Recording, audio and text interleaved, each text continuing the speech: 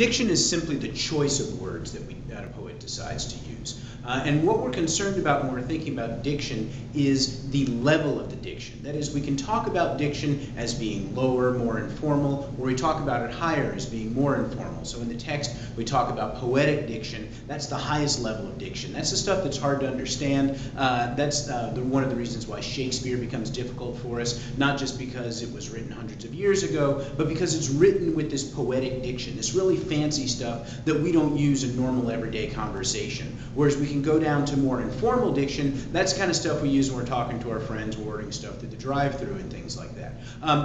And so we use different levels of diction depending upon what it is we want to accomplish. It gives us a different mood for our interactions. So when we have a wedding or a funeral, we pull out the more formal diction. We say, do you take this man? Do you take this woman? And all that kind of stuff.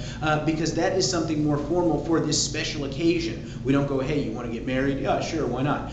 We don't do that in the ceremony because it wouldn't make this seem important enough. Similarly, we don't go through the drive-thru and say, might I have the chicken or something like that. And we don't use this kind of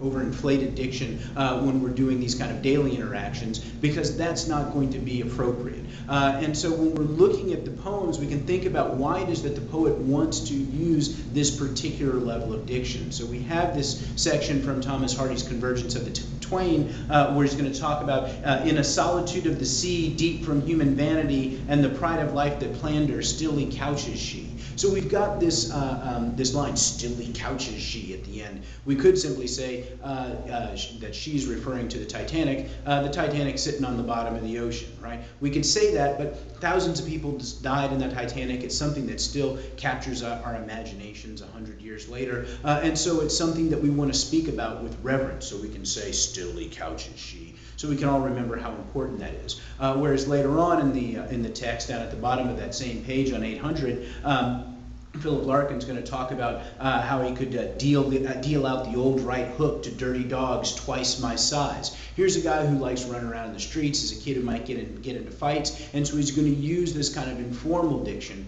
and that's going to set the mood for what he wants to be talking about. So when you're looking at diction, think about this level and think about how that tells us something about how we're supposed to be thinking about the piece overall and how that diction might establish a particular tone for the